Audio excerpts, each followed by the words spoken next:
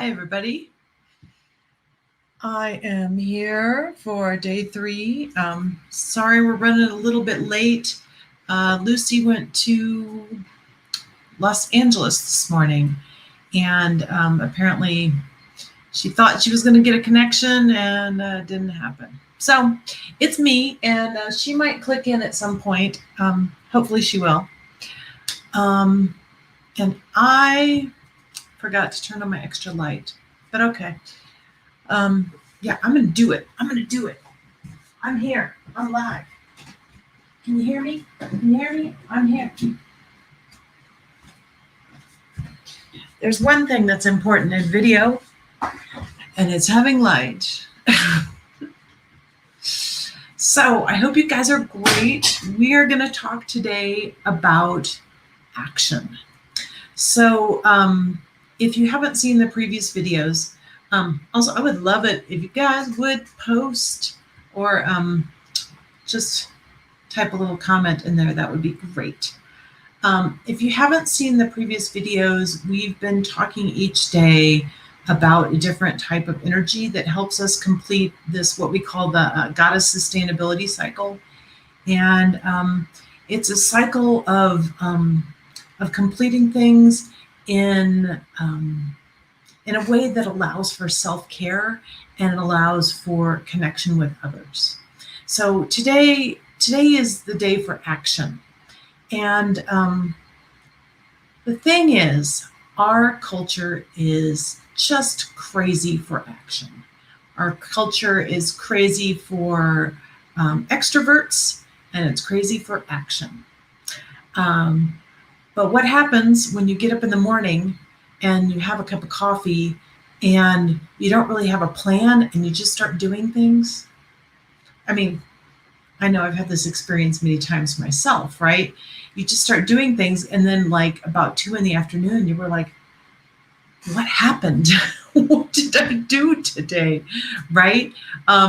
And this isn't just for people who are self-employed, it's for anybody, right? If you don't make a trajectory, if you don't have the clarity to make a plan, you can oftentimes just run around like a chicken with your head cut off, do things that you find out later you should have done something first to prepare for that thing, so then you have to redo that thing. So I think, action is where a lot of us are focused, and somehow it's become a badge of honor for an entrepreneur to be like, oh, I'm so busy, I can't get to anything. But the problem is a lot of us are so busy, we don't have any time for ourselves. And that's not sustainable. And also, it really undercuts our productivity, right? If you are just focused on going, it's almost like your adrenals get into like panic mode just from the fact that you're doing, and not taking that time to regroup. And one of my favorite things, I think I said it on like a previous live, is that I went to a yoga class, and one teacher told me that Shavasana was the most important yoga pose. So I'm going to clean my glasses while we're talking because there's a little speck on there. But so if you're not a yoga person and you're not familiar with all the like fancy Indian names for the sorry, that was terrible. Sanskrit, not even Hindi, Sanskrit names for the yoga poses. Shavasana is corpse pose. So basically, you do, however much you do yoga sequence, right? It could be a really strenuous one, it could be a really slow one, whatever. You finish your yoga sequence, and then you go into corpse pose, which is where you just lay there. You put like a bolster or a blanket under your knees, and you just lay there, and you absorb everything that you've done. You just kind of settle, right? And I really feel that we're so focused on action because we can demonstrate our value, because we feel unsure of ourselves, right? Or we just want to show other people that we've got stuff going on. But really, without integrating it, it's you're not as productive as you could be. And yeah. So one of the main challenges of an action person is they just want to do it themselves, right? You're like, I know how to do it. I can do it. I'll just do it and it'll be done. And so they end up doing a lot. And so one of the things Lucy and I wanted to talk about today was delegation. Because delegation is a really, really, really, really, really, really, really necessary skill. Whether you're running a business or not, it's an important thing to be able to convey your ideas for what needs to be done to someone else. And it's an important thing to be able to evaluate who to ask to do that stuff. And it's an important thing to be able to trust somebody to do something, right? To do something for you. That's, it's a big deal. It's a big deal. So the first thing about delegations is to know when to delegate, right? So most of us have a pretty good idea of what we're good at and what we're not good at. And typically the things that we're good at are things that we like to do, unless we've done them a million times and then maybe we're bored of them. But so doing what you're good at is important, but also managing your time well is important, right? So even if you have things that you're really good at, you could still delegate part of them depending on how you want to manage your time, right? So that's a really important thing, is knowing just because you could do a better job doesn't mean you should work yourself until 1 or 2 in the morning trying to get something done. You should delegate, you should get help, you should parse it out, right? As we talked about in a previous day, I think maybe it was Monday, chunk it down into small pieces and delegate small pieces, even if it's something that is one of your strengths. And number 2, the thing that gets everybody is know who to delegate to. So this takes a lot of insight into somebody's nature and So one thing that's really helpful that we've found is that, so we've taken this Goddess Sustainability Cycle, which I'll go over with you in just a second, and we've made like a little assessment for people so they can see what they think, how they usually present themselves, or what they usually take on themselves and what they usually delegate. And like I said, that's typically can tell you what your strength is, because, right, people want to do things that they're good at. That's just a natural thing. Nobody is like, I'm going to do this thing that's horrible. So the 5 different, and you see this also in, I think I've seen it in a sales technique in the past called STAR. I forget what the STAR stands for. There's also a personality type test called OCEAN, OCEAN. But we've based ours on the Goddess Sustainability Cycle, which is also based on the Chinese 5 elements and the Buddhist 5 wisdom families. So the first one is vision, right? That's being able to have a long-term plan, a long-range vision, an overarching idea, right? The second one is clarity. And clarity is being able to make a plan, chunk things down. Say we're going to need to do step 1, 2, 3, and 4, and lay them all out in a way like, clarity is like flowchart. Flowchart person, clarity.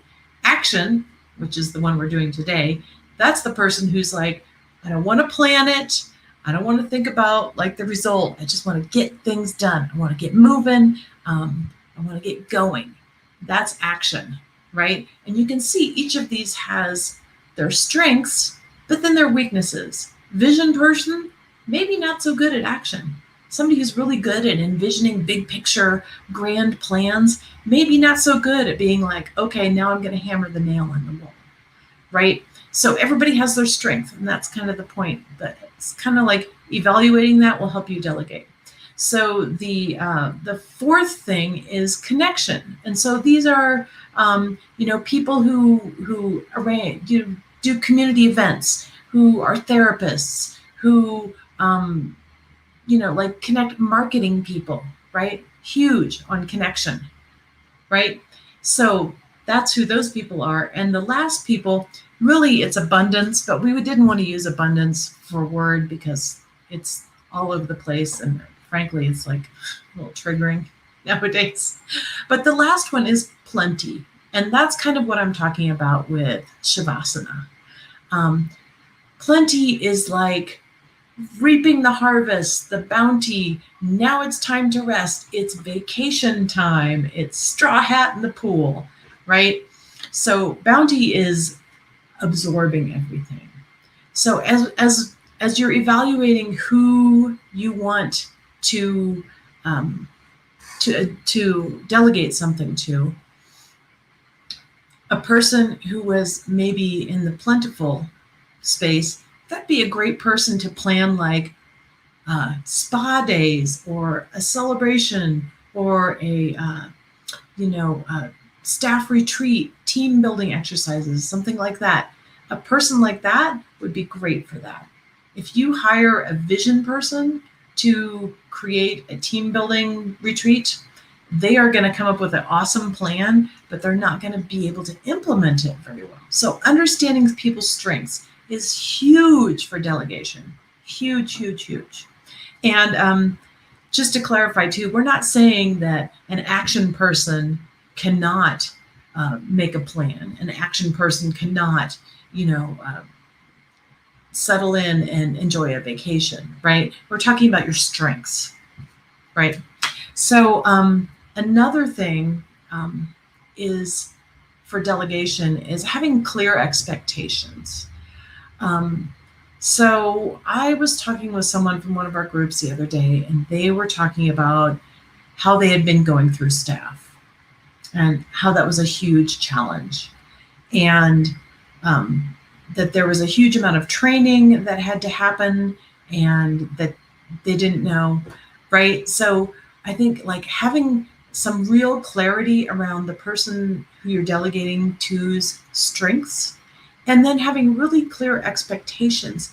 So like having a manual, a procedural flow chart, a checklist even can really help people stay on track, and also can really help you if you are delegating something that you normally do, right? Because then you can be like, okay, use the checklist. If something goes wrong, you could be like, hey, did you use the checklist? Let's talk about it, right? Then it becomes a more constructive conversation instead of a, I don't know what went wrong. And amorphousness in a situation like that can be really frustrating for both parties, like breakup frustrating. And so the last thing too is to be appreciative, right? So when you're delegating, it's really going to be a better experience for you and the other person if you see them as a helper, not as a person who's going to get things done. So I have a little tip that I've used with people who are performing, and this is what I've used in the past when I was performing. So a lot of us can be very self-critical, right? It's kind of like a driving motivation, I think, for a lot of people. And so that's why public speaking is like the number one fear beyond like death, earthquakes, natural disasters. People are terrified to get up in front of somebody else and talk because they feel like anything that they criticize about themselves, they're afraid that the people in the audience are gonna see them and feel that, are gonna feel critical of them. So my little trick that I use and that I've advised people to use with great success is to get up on stage and have the feeling, hey, we're all getting in this together, right? Like, not like it's you bestowing something upon your audience, and not like you're there for their approval, right? But you're having an experience together, right? And if you do that with someone you're delegating with, right? They're helping you, you're doing a part, they're doing a part. It becomes a less charged relationship, right? So if you're on, I'm using StreamYard, which is brand new as of 2 days ago.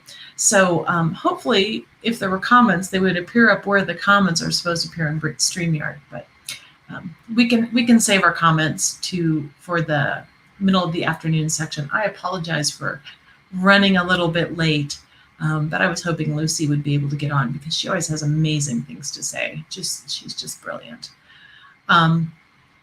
But yeah, so for your questions, my challenge today is for you to put something in the comments and think about what you could delegate, what you hate doing that would be easy to delegate, because it's good to start getting practice at delegating small things. And I'm not talking about like mowing the lawn to your kids, but to someone that you pay to do something for you. That's my challenge to you for today. And yeah, and I'll see you. I'm going to move the Q&A till 1 p.m. because we started late today. But I hope to see you there. Thanks for coming, you guys. Take care.